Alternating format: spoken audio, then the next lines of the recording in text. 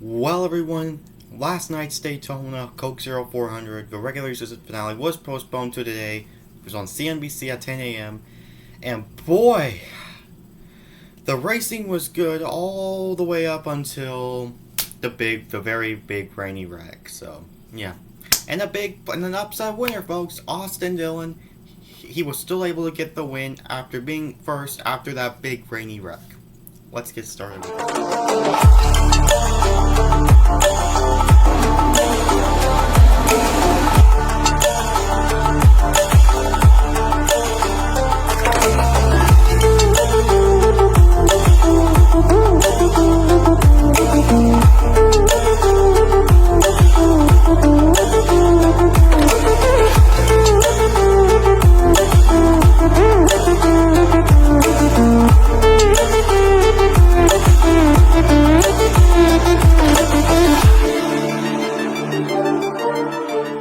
What is up, everybody? Welcome back to another episode of In the NASCAR. Today I'm going to be talking about the Coke Zero 400. Yes, I did make a little bit of an update video, going my opinion on the race so far, but yeah, and Austin Dillon, he was able to hold on, actually made a move on Austin Cindric, made a hard bump on Austin Cindric to get the win, and so yeah, Austin Dillon was able to get the win. I'm happy for him. But yeah, the finish, in my opinion, was not good. I'm sorry, guys. The finish just was not decent. It was not the best. It was just everyone was in single file. It was ridiculous. It was such hard to pass. So, because most of the cars were Rick Ware's and low equipment cars. I mean, we do have Noah Gragson. He's basically the very best talented driver out of all of the drivers who are small teams that are talented. So yeah, but I'm still happy Austin Dillon won. And this race was still relatively really good. But the thing is, let's go ahead and get started. Let's just go ahead and recap the whole thing. So Austin Dillon, of course, made the playoffs, upset the playoff standings, and now Martin Truex Jr., who was above the cutoff line when the rain delay started, and now just by 3 points, Truex is out and Blaney is in. So, it stinks for Martin Truex Jr., man. I really wanted him to make the playoffs because I'm a big Toyota fan, and he's basically one of the only Toyota drivers that are only eligible along Bubba Wallace. And Bubba Wallace's day, well, he finished 10th or 11th, but wasn't able to contend for the win because he was a lap down due to his damage. But so yeah, but stage one, Kyle Larson had an engine trouble, and Austin Cindric, he lost the draft, and then so at the end of stage one, there was this wreck where Eric Jones and Denny Hamlin stack up. I can't see how that's Hamlin's fault, guys. I just don't see it, man. Hamlin wasn't even on the back bumper of Eric Jones when Eric Jones brake checked. It was Eric Jones. That's just my opinion. So it's nothing any of Eric Jones' fault. I'm just saying super speed. That's just one of those deals. So yeah. And then Joey Logano won stage one, of course, because he's a great super speedway racer. And then stage two, I think was wreck free. I believe.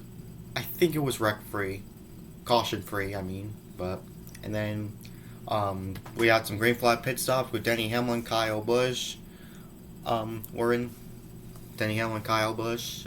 They were in green flag pit stops. Anyway, the racing was really, really good. It was basically aggressive pretty much the entire race.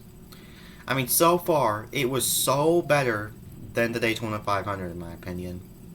So, yeah. And then stage 2 was won by Kyle Busch. And then stage 3 started with the Michael McDowell, with Tyler Reddick getting into Michael McDowell, hitting his playoff hopes, and getting into Truex. Truex had damage. Byron was involved. Ross Chastain. Man, I gotta say, Ross Chastain, he's on a streak of bad finishes. Ever since that payback from Denny Hamlin, Chastain's been terrible.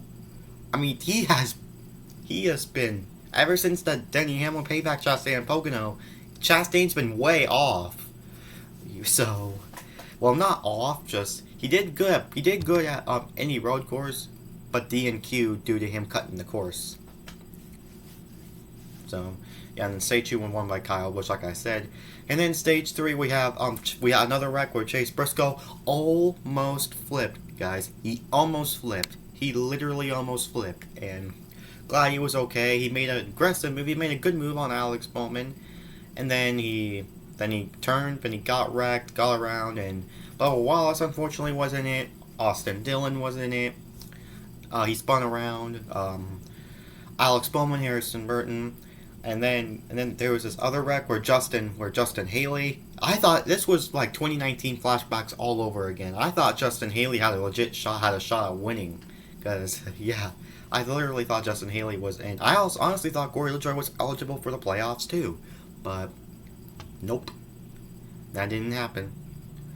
So yeah, Corey LaJoie was not eligible to make the playoffs, and then there was this other wreck where Eric Jones and Joey Logano got together and spun around, and then after that we have the final race over for the rain delay, and oh my gosh, guys, hold on, I'm gonna go turn this on.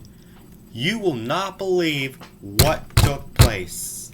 Literally, NASCAR didn't call rain, and then literally everyone wrecked. I mean, literally everyone wrecked. Oh my gosh, guys. Such terrible, sucks, literally. Denny Hamlin was involved. Literally everyone, one of the drivers I was rooting for today, got destroyed. Stenhouse actually went I'm not sure how to describe it, like surfing on the cars. Oh my gosh, that was insane. That was an insane wreck. And NASCAR honestly should have realized. NASCAR honestly should have just realized that it was raining.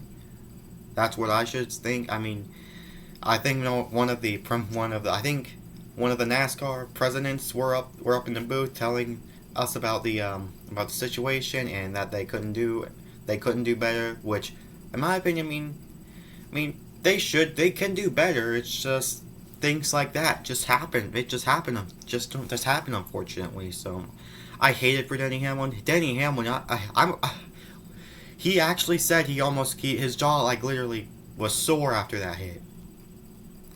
And Daniel Suarez, I watched the in-car camera of his view, and it was so violent. Like, literally, it was so violent. And I don't know how Austin Dillon was able to get through there. It's just Lady Luck was on his side. And then on the final few laps, it was a battle between Austin Dillon, basically, and Cindric.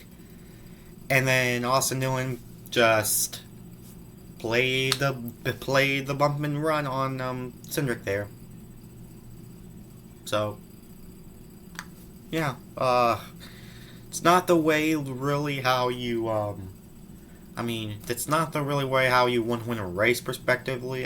Bump and runs are fine as long as the guy can just finish in a good spot. And hey, Austin Dillon did, and Cindric did finish second, so granted, still, but hey, I'm still happy for Austin Dillon's. But this was a last-ditch effort to make it to the playoffs, and I can understand that. And I can understand also why Cindric's upset too. But hey, at least Cindric was able to get back, and I think he finished second. No, I think it was Tyler Reddick. I'm not sure. I need to look back at the results again. But yeah, guys, this officially, when Austin Dillon crossed the line, the playoffs has been officially set. And boy, man, if NASCAR would just have a little bit better officiating, the finish would have been better. But honestly, the race was really good, was really great. The finish I just did not like. The race to finish was just kind of boring, honestly. It's just kind of boring, guys, honestly, the finish. It wasn't as boring as the Clash was. The Clash was probably 2020 Clash was probably one of my favorite races ever. Even though it was even though the Clash, where it was only 5 cars in there, it was a lot of pushing, there was a lot of action going on, a lot of 3 wide. In this, you barely see any 3 wide racing. You barely saw any. I don't think we had any 3 wide racing. So, but Austin Dillon was able to get the win. And so, this officially locks your 16 playoff drivers in the playoffs. And so, yeah, congratulations to Austin Dillon for winning. Great job for making over the big wreck. And yeah, let's go ahead and take a look at the results and the playoff standings. Here we go. Here is the final standings. We have Austin Dillon first, Tyler Reddick second, Austin Cindric will finish third today, Landon Castro fourth, Gregson fifth, Cody Ware sixth, BJ McLeod seventh, Martin Truex Jr. If he would have finished in basically fourth or better, he would have been in the playoffs, but nope. Truex will unfortunately miss the playoffs. David Reagan ninth. Running at the top 10 is Kyle Busch. 11th, Bubba Wallace. 12th, Joey Logano. 13th, Ty Gibbs. He was actually involved in that first wreck, I believe. 14th, Alex Bowman. 15th, Blaney. 16th is Cole Custer. 17th is Eric Jones. He went to the garage. Same with Ty Dillon, Harrison Burton, Kevin Harvick. And basically, look at all of these cars that were in an accident. Holy moly, guys. Like, literally, look at all these cars that were taken out. Like, goodness. And you see Kyle Larson all the way down there had an engine problem, and DVP, which stands for Damaged Vehicle Policy. Same with Harrison Burton due to Damaged Vehicle Policy. Same with Eric Jones on that one as well. So, and you know where Denny Hamlin finished? 25th. I'm telling you, Denny Hamlin is just absolutely not having any luck on super speedways this year, guys. I'm being serious. He DNF'd the Daytona 500. He finished 18th at Talladega by running out. He finished 18th. Well, he DNF'd Atlanta as well. He got in a situation with Kyle Larson. Then he got Talladega. He was at Talladega that ran out of gas. Atlanta got dumped by Ross Chastain, and now got involved in a situation where NASCAR should have just I don't know. And then that's it, guys. Now I'm going to take a look at the playoff standings. Well, here is your playoff standings, and as you guys can see, here is your top 12. From Chase Elliott, Joey Logano, Ross Chastain, Kyle Larson, Byron, Hamlin, Blaney, Reddick, Harvick, Bell, Busch, Chase Briscoe. Now here are your drivers below the cut line currently: Daniel Suarez, Austin Cindric, Alex Bowman, Austin Dillon. Those drivers are currently out of the round of 12 so far, but hey, it's Darlington next week. I'm so excited for that. So yeah, guys, in conclusion, this Daytona race was good, but good. Oh yeah, just ads on my phone. Okay, I'm gonna go ahead and exit out of this real quick. Okay, so yeah, in conclusion, this Daytona race was really good. It was great at the start, but then before that wreck, if I took out literally everyone, that ruined it for me, guys. That just ruined it. I was still really hyped in that my opinion video, but I had started to have questioning because the finish was not good. There's barely any three-wide racing. Well, only at the end. There was only three-wide racing at the end. Well, but this Daytona race was still really good. But gosh, guys, if their finish wouldn't have ended like that, this race would have probably been at a higher score, almost at a perfect 10 out of 10. But because of this, I'm going to have to rate it a 7 out of 10 for this one, guys. Well, yeah, a 7 out of 10, probably about that, around that. 7 out of 10, guys, official 7 out of 10, so. Yeah, I mean, I really wanted this race to be better than the Daytona 500, but I just didn't like how it ended, guys, just because of just Mother Nature, weather delay. I'm surprised. I thought they honestly were calling the race, but if they actually called the race, and then that video and that update video would have been my race review. But hey, you know, I mean, I'm happy Austin Dillon won regardless, but I'm going to have to give this race, again, a 7 out of 10. But hey, I mean, I'm excited for Darlington. It's going to be a fun one. Another night race, and yeah, and I'm planning on doing reactions to the Southern 500, so make sure you guys stay tuned for that. So, yeah. So yeah, I can't wait for the playoffs to start next week. Again, my playoff predictions video, they might come out tonight. Might after this video, or tomorrow morning. Maybe tomorrow morning. We're just gonna have to wait and see what happens.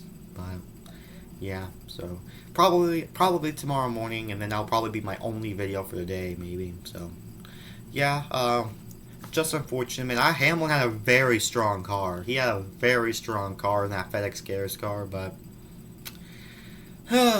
super speedways for Hamlin have treated him like trash this year. In the past few years, super speedways for Denny Hamlin have been treating him good, like very, very, very good. 2020, all of Denny Hamlin's finishes at super speedways have been inside the top 5. All inside the top 5. Because remember, 2 of the speedways in 2020 were wins. Then he finished 4th in the Talladega spring race, summer race, and then inside the top 5 again at the Coke 600. So, yeah, man, it's just part of it, unfortunately. It's just part of it, but hopefully Denny Hamlin can do good at the Talladega fall race, so yeah, guys, that's basically it for this Coke 0400 race review. And yeah, Ty Gibbs, again, like I mentioned, he got caught up in that wreck, and he was able to finish 13th. So, hey, another top 15 for Ty Gibbs. And both of my 2311 cars are inside the top 15. Hey, they survived the day. So that's something to be happy about. Both of the 2311 cars finished. So yeah, guys, I can't wait for Darlington next week. So I might do my playoff predictions tomorrow morning.